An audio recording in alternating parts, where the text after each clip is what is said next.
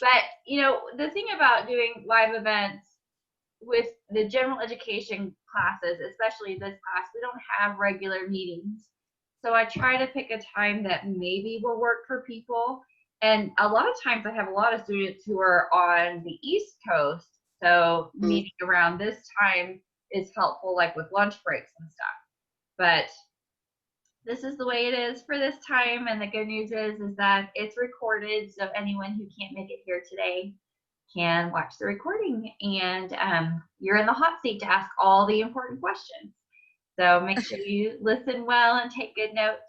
Before we get started, maybe Debbie and Maria, you could just share with me. I know you're both in California, but what are your programs that you're working on at Bryan? Just remind me. I'm in the paralegal program, the associate's degree. Okay. I think Maria is too. Yeah. Same here, paralegal associate. It seems like we've got quite a few paralegal students in this particular course. So that's good. You'll have a lot of common language over there on Yellow Day to speak with each other about.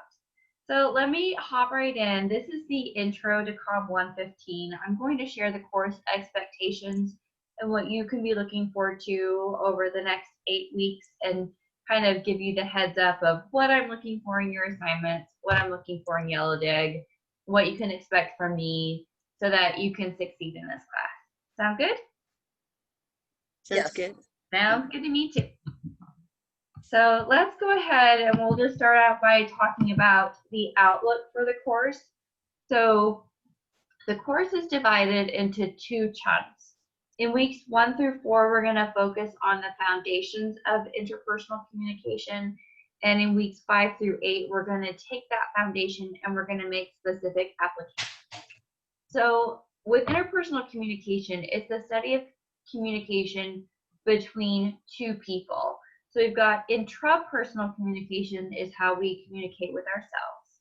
Interpersonal communication is a dyad, how we communicate specifically with another person. And then we've got small group and organizational. So small group communication is how we communicate in a group of people about 5 to 7 and what those dynamics look like. And then just getting bigger and bigger. In interpersonal communication, before you can really figure out how to communicate with another person, it's important to spend some time looking at yourself and understand who you are as a communicator, which is why the very first lesson starts out by talking about your self-concept, your communication style, different communication styles, and what our trends are, like on social media and in the relationships with people who are close to us. So you're going to start out by doing a self-concept and worksheet to get you that grounding. And then we just build from that point forward on how we communicate in other cultures, what that looks like, how we communicate in conflict. And then from there, we're going to take those and we're going to apply it to things like how we do friendship, how we do workplace communication, how we communicate personally with people around us. So that's the broad scope of interpersonal communication. And what I love most about this course is that this is stuff we've been doing since we were infants. We have always and ever been communicating. And what happens is your consciousness is going to grow. You're going to get some language to name. Hi, Brittany. Brittany's coming in. You're going to get some language to be able to name the way that you communicate. And in the end, you're going to see a ton of improvement in your professional life and your personal life, which I think is a pretty good deal. You just have to be willing to go the distance in the learning with it. So that's the course content. Do you have any questions about that? Are we going to have to do a speech in front of everybody? No. There will be no speech in front of other people. At the very end, you are going to do like a video diary where you're going to speak, but I'm the only one who's going to see it. Okay. The second live event is a crash course in public speaking, which I highly recommend that you make plans to attend. It's unlikely that any of us are going to be doing any platform speaking where we're like on a stage and a bunch of people are watching us, but having some tools that I'm going to give you is going to help you talk with a client. or share information with your boss. So I think that you'll find that really valuable. Also, in most college programs, in fact, like in all of them, you have to have some communication course as a prereq. So you're taking interpersonal communication. Other offerings are typically like COM 101, which is a survey of communication, or that public speaking class. So this is a great way for Brian to hit the broad spectrum. Interpersonal communication is like the heart, and I love it so much. And then I'm offering this little video diary at the very end, so you can at least get some practice with public speaking, in particular on like a virtual platform, without actually having to take the full course. That's a great question, Debbie. Anything else before I move on? No. Okay, good. Hi, Brittany, are you there? Can you hear me? I'm going to take that as a no, and hopefully Brittany will get on. We're glad to have you. So let's talk a little bit more about assignments. First of all, let's talk about writing expectations. Almost all of your work is going to be short answer, so there's a fair amount of writing in this class. I acknowledge that some of you have been able to take your English course and some of you have not. So I'm going to give you a very simple way to make sure that your writing expectations meet the writing expectations of this class, and also tell you just to write the best that you can. I don't know about you, but it's been a while since I went to high school, and it's been a while since I was in college in an English class. So I understand that sometimes grammar and stuff can be a little bit clunky as we're trying to remember what is the subject and what is the predicate. Sometimes I don't really know, but that's not true. I do know now because I'm homeschooling my children, and we've had to spend a lot of time on all the grammar stuff, but not all of us have been there. So writing expectations for this course: write a lot. There is a word requirement in each of the short answers. So a way to make sure that you're meeting that word requirement is to write your answers in a Word doc, and then you can see the words within that document. I believe Google Docs also allows the same thing. Let me just check. I've got a chat. Brittany cannot hear. But check your speakers through the audio wizard. So the best way to make sure that you're writing enough is to take any question and turn it into a topic sentence. So what are the conflict management styles in this situation? You would say, the conflict management styles in this situation are. So you're going to rephrase the question into a topic sentence. That gives you an organizational structure for your writing. Next, take whatever concept you're talking about, state the concept, define it. So the conflict management style is avoidance. An avoidant conflict management style pretends like the conflict is not there. Okay, then offer an example. We can see the style being used by the way that Billy talks to Sam. And then maybe I would give a quote. Finally, add a sentence that links the concept definition with the example. This shows how the avoidant conflict style is used because clearly Billy is not interested in talking with Sam, which is going to create the feeling that there is no conflict when in fact there is. Does that make sense to you? Yes. Okay, good. So just as a review, go ahead. If there's a word like a word count, you need a specific word count. Is there like, can you go over it? Like, no, I know you can go over it, but is there too much? Yeah, I would rather tell you that you're writing way too much than try to figure out if maybe you understand the material. But you do tell people you're writing too much. I can, yeah. It's highly unlikely. I haven't had anyone write too much. Okay. And if you do write too much, you won't get like any point deductions at all. Okay. Yeah. Just write your little heart out until you feel that you have answered everything and submit it. Yeah, there's really no such thing as writing too much. Okay. Definitely writing too little. But just as a review, if you're doing these 4 things, you're going to meet the writing expectations. Restate the question as a topic sentence. Define the concept. Give an example. And then finally, write a sentence that ties the example with the concept. If you do these 4 things in this class and every other short answer that you ever have to write in your life, you're going to be a rock star. Yep. Yep. Good. Right. Now, turn time. What can you expect from me when you submit your assignment? Ryan allows 5 days to return an assignment. Generally, I try to do a turn time of 3 days.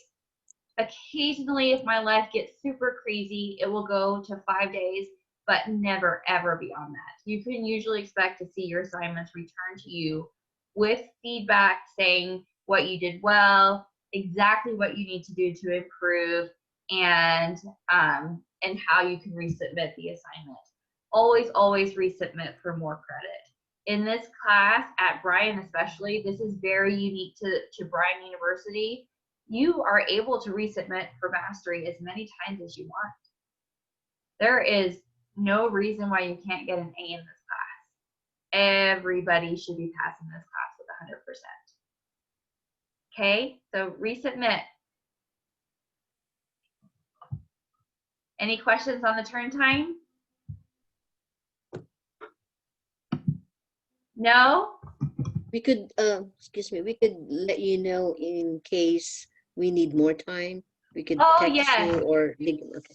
Yes, thank you, Maria, for bringing that up.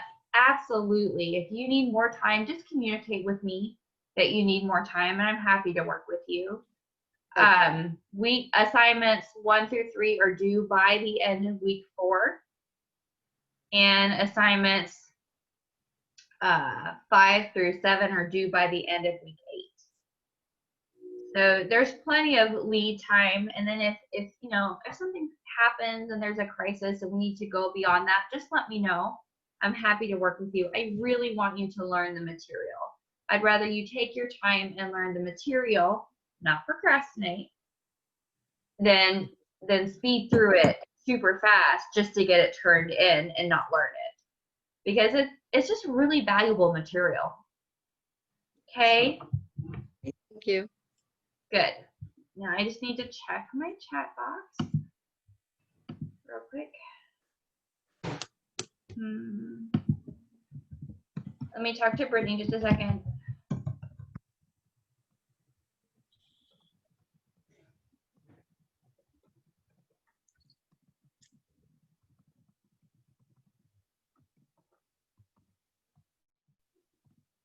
Now let's talk about the response time for messages. So when you write to me, I will definitely respond to you within 24 hours. If I don't respond to you, it's gotten lost somewhere, either in the litany of emails or messages, but almost always I can respond within 24 hours. The clinky thing about that is that I take Sundays off to rest. So if you write me late Saturday or Sunday, I do get text messages. So if I get to it, I'll respond to it. But otherwise, you can expect to hear from me on Monday. Okay? Yes? Yes. Yes. Okay. Sorry. No, that's okay. That's all right. So I'm going to move on, okay? Now, Yellow Dig. Raise your hand if you love Yellow Dig. You just love it so much. Oh, I'm not feeling the love so much. I feel that maybe you don't love Yellow Dig. That's okay. Yellow Dig can be the bane of your existence. Not a problem. But I'm going to tell you why Yellow Dig is important, even if you don't love it. In online communication, in online colleges, it is really easy to feel like you're an island and that you're doing this on your own. And we never ever want you to feel alone in your Yellow Dig journey, in your collegiate career. So Yellow Dig is a great way for us to build community, especially in your paralegal classes. My guess is that you have already seen some of the same names over again. So instead of just seeing it as a person in the class, you can see it as a relationship that you're forming with someone else who's walking the same walk that you're walking. So Yellow Dig allows for you to continue relationship development and rapport with your colleagues. You just never know where life is going to take you. Maybe one day, Maria and Debbie, you'll be both at Disneyland at the same time when it opens again. And you'll be like, oh, I've seen you on a computer screen somewhere. I know about your family. It's so great to see you in person. So you just never know. Or maybe you'll end up working at the same place someday because you both gone to Brian, and maybe there'll be a filter. You will have a relationship develop with someone who knew you when. And also just to have the opportunity to talk more about the concepts. I try to keep Yellow Dig really fun, nothing too difficult or serious to talk about, but just fun applications to what you're doing in this course. Also, the course is worth 1,000 points, and Yellow Dig is worth 200 points. So that's 20% of your grade. And this is the easiest 200 points that you're ever going to get. So I also offer this really cool thing that I think is unique to myself, or at least I like to believe that it is, to give you maximum crazy points without really trying to work that hard. So have you heard of the badges that you get with Yellow Dig? Yes. Yeah. Do you know how much those badges are worth? 5 points. Yeah, 5 they points. are. Yeah, they're worth 5 points. So anytime you post on Yellow Dig, I'm going to give you a badge for your point for your post. So that's 5 points. Then I really want you to keep the conversation going. So if someone responds to you and you respond back to them, I'm going to give you another badge. If someone else responds to you and you respond back to them, I'm going to give you another badge. So as you keep the conversation going on your post, you're going to keep getting badges. So like you post, and let's say you respond 2 times, you get the credit for your post. Then you get 5 points just for posting. And then you respond 2 more times, that's another 10 points. So that's 15 extra points that you've gotten just for one post. And that's paramount because ideally you want to earn at least 25 points a week. So you're a good portion of the way there. And then I would like to recommend that you try to max out every week so that as we get toward the end of the course, if you have something happen and you're just so busy, like at work or family, and you can't get up to those 35 points, you've got a buffer built for yourself. So I'm going to post your first 100-point grade near to the end of week 4. Let's say that you actually have like 150 points built up, and then something weird happens in weeks 5 through 8 and you can't post as much. I'm going to let you use those 50 points to be able to count towards your next 200. Or let's say that you don't get all your points in those first 4 weeks, but you work really hard in the second 4 weeks of the course. If you have over 200 points, whatever is left over, I'm going to go put that on your first 4-week grade. See how that works? So those buffer points, you can use those to get all the way to that 200 points up to the end. I've had people that have finished the course with over 300 points. It's just insane, but it's so great because you're getting rewarded for your productivity and you can get those 200 points. So sometimes people slough off Yellow Dig and they don't do it, but this is another reason why I'm like, you can pass this class so easily with an A, like an A+. You can get 100 points. Okay? How how does it work with you in our other classes? The instructor posted on both boards twice a week to start like conversation that we would either pin or comment. What is your process for it? I do the same thing. I'll post a Spark on Monday for the entire week. And then here and there, I throw in extra posts for you to comment on. Okay. Like just to throw you material if the conversation is light, but also just to keep it fun. Right. Any other questions? No. Okay, good. So we're wrapping up the course introduction. The best way to contact me is through Canvas inbox, or you can text message me and I'll get back to you. And I think that's about it. Do you have any other questions? No. I don't. Okay, Debbie doesn't. Maria, do you have any questions? No, not right now. Okay. Brittany, I don't know if you can hear me or not. Do you have any questions? Yeah, I can hear you. I'm sorry, I was muted because he was crying. Oh yeah, that's okay. Do you have any So questions? cute. No. I know what it's like to be holding a baby and trying to listen to something at the same time. Yeah, they started like to stop. Hopefully he stays like this. Brittany, remind me, what program are you in? Paralegal. Okay, good. So a bunch of paralegal peeps. You'll all be Yeah. answering the same questions. I thought of something I wanted to say. If you are late on an assignment and you need extra time, that's totally okay. But for Brian's guidelines, I have to put a placeholder in there of a 0. So it's just a placeholder. But that grade will change as soon as you submit and I grade your work. Okay? And when you resubmit for mastery, it says late, like it'll say late the whole time, even though you've turned your assignment, originally you turned the assignment in on time, but then you resubmit for mastery after you've received your grade and you feel like you can do better, so you try again, but then it says late. Does that count against you in any way? No, it's arbitrary. It's just part of the system. Right. Yeah. Okay. I wouldn't worry It just about it. bugs me because it's like red and late, and I hate that. I know. So you could, you. so Me you could too. send mastery as much as you can. As much as you want, take it 100% on your assignment. Oh, I have a question. When it comes to the sending in for mastery, my last class we were able to send in through the inbox our renewed answers.